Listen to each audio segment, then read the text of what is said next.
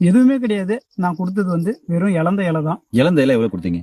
ஒரு புடி இப்படி வந்து பெரிய கை புடிறப்போ ஒரு புடி இலை, ஒரு புடி இலை. நல்லா பெரிய பல்லா இருந்தா 4 பல்லு, சின்ன பல்லா இருந்தா ஒரு 5 பல்லு வச்சுக்கலாம்.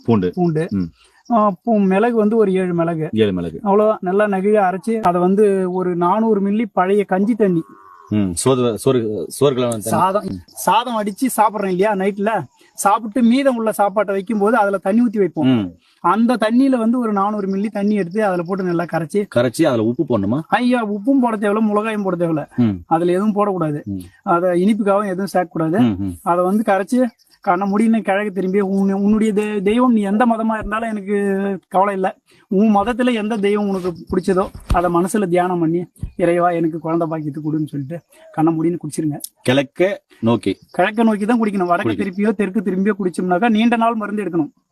அந்த மருத்துவம் வந்து சரிப்படாது. சாப்பிட்டு வந்து ஒரு சிலருக்கு 3 மாசத்துலயே குழந்தை 1 மாசம் சாப்பிட்டு போன மாசமே நின்றான். ஒரு சிலருக்கு வந்து 3 மாசம் ஆயிடுது. ஏன்னா